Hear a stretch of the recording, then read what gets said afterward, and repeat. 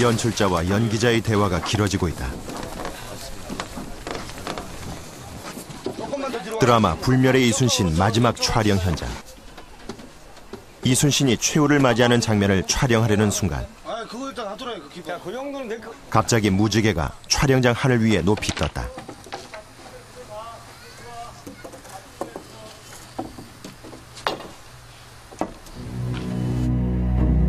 모든 제작진들이 마지막까지 혼신의 힘을 다하고 있었다. 마치 사람이 아닌 것처럼 이 세상에 모든 걸 다 바치러 오신 분처럼 희생적으로 그렇게 살다 가셨다는 게 마지막 그 죽음을 촬영하는 데 있어서 굉장히 좀 슬프더라고요. 이름하여 뭐 이순신 정신, 그게 과연 무엇이냐. 그러니까 지금까지 해온 과정이 아마 그거를 나름대로 탐구하는 과정이었다고 생각을 하고요. 드라마 불멸의 이순신 방송과 함께 이순신은 시대의 화두로 떠올랐다. 이순신에 대한 수많은 서적들, 그의 전승신화와 리더십에 큰 관심을 보이고 있다. 이순신 리더십 연구회. 지난 1년간 각계각층의 인사들이 모여 이순신의 리더십을 연구하고 전파하기 위해 모임을 이어왔다. 우리 이순신 장군의 리더십이 양면을 완전히 가지고 계십니다. 어느 하나로다가 뭐 하기 전도 아니고 민주적이고 뭐 이렇게 하는 이분은 권위주의 때는 분명히 권위주의자고 민주적일 때는 분명히 민주적이더라. 자기가 옳다고 생각했을 때는 노라고 할 수 있는 그런 용기 있는 지휘관이었다. 일관되게 원칙을 지킬 수 있었기 때문에 가능한 것이 아니냐. 이순신 정형은 반드시 승리한다. 우리가 아무리 어렵다 하더라도 이순신 장군의 정신, 리더십, 전략을 제대로 배치하지 못한다. 지난 8월 28일 밤 주조정실의 긴장은 어느 때보다 높았다. 스타트! 드라마를 통해 성큼 다가온 이순신. 그는 오늘의 우리에게 무엇을 말하는가?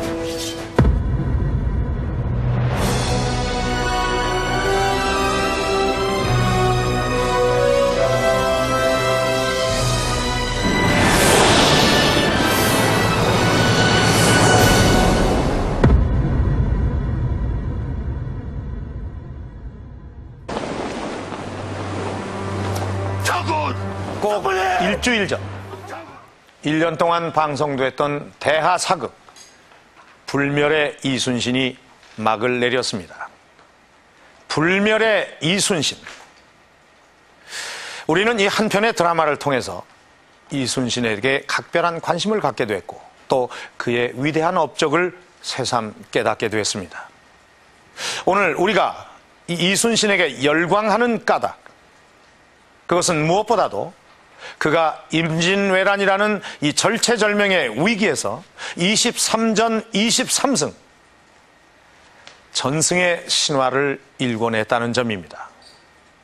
전쟁이 진행되면서 일본군도 이순신에게 대응 전략을 세웠습니다. 그러나 그는 7년 동안 단 한 번도 패한 적이 없습니다. 학계에서는 이순신의 전투를 23전 23승 또 30전 30승이라고도 합니다만 이 불멸의 이순신에서는 23전을 바탕으로 제작을 했습니다. 자, 여기를 잠시 보시죠. 지금 여기에 보시면은 이순신이 전투를 했던 이 남해 앞바다의 지도가 이렇게 그려져 있습니다. 임진왜란 초기 이순신은 이곳 거제 옥보 앞바다에서 이 서전을 치릅니다. 그리고 그 직후 이 진해 앞바다인 이 하포에서 승리를 이끌고 이 경남 고성의 적진포에서 일본군을 격퇴합니다. 그리고 처음으로 거북선을 띄웠던 이 사천해전, 그리고 이 통영시 미륵도의 이 당포해전, 또 경남 고성의 이 당항포해전, 거제의 이 율포해전에서 연전연승을 거둡니다. 이후 일본군은 다시 전열을 정비해서 쳐들어오는데 이순신은 우리에게 너무나 잘 알려져 있는 이곳 한산대첩에서 승리를 일군 후 그 여세를 몰아서 이 진해 앞바다인 안골포에서도 일본군을 격파합니다. 이후 이 정유재란이 이 발발한 1597년 이 이순신은 이 어란포 해전, 그리고 벽파진 해전에서도 승리를 거두고 그 다음 우리에게 너무나 잘 알려져 있는 이 해남과 진도 사이에 있는 이 울돌목, 즉 명량해전에서 일본군에게 아주 대승을 거둡니다. 자, 이제 이 전쟁의 마지막 해 이순신은 이 저리도 해전을 거쳐서 예교성 전투, 그리고 이 하동과 남해 사이에 있는 이 노량해전에서 이 마지막 승리를 거두게 됩니다. 이순신의 이 빛나는 23전 23승. 자, 그 승리의 비결은 무엇이고 또 이 불멸의 이순신에서는 과연 그것을 어떻게 그려냈을까요?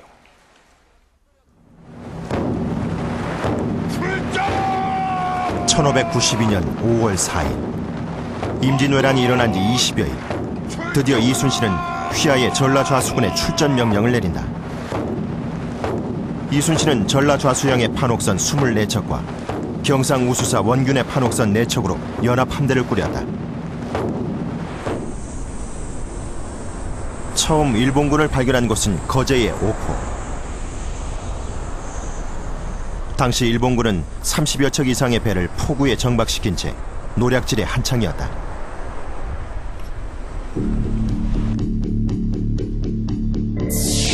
이순신은 정박 중인 일본군을 선제 공격하기로 결정했다. 그러나 옥포는 많이 넓고 깊어서 기습 공격은 불가능했다. 일본군도 진격하는 조선 수군을 발견, 충분히 대비할 수 있는 곳이었다.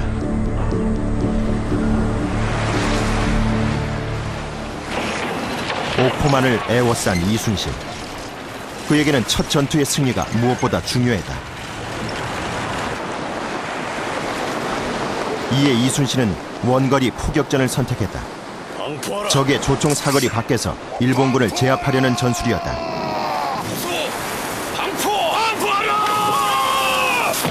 이순신의 명령에 따라 조선 함대는 일제히 총통을 발사했다. 조선 총통의 위력은 대단했다. 조총으로 무장한 일본군은 속수무책이었다.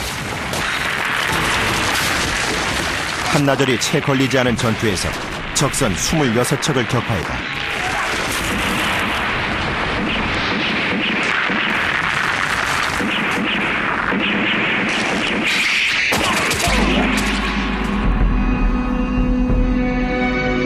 반면 조선군은 단 한 명의 전사자도 없었다.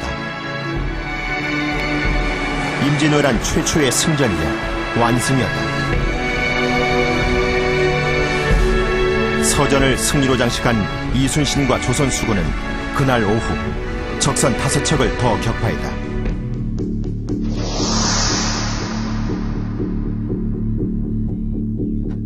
진해 앞바다 하포해전이었다.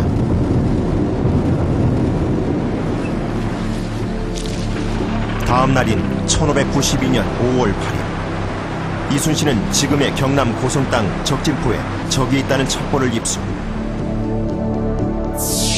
역시 강력한 포격으로 11척의 적선을 격침시켰다.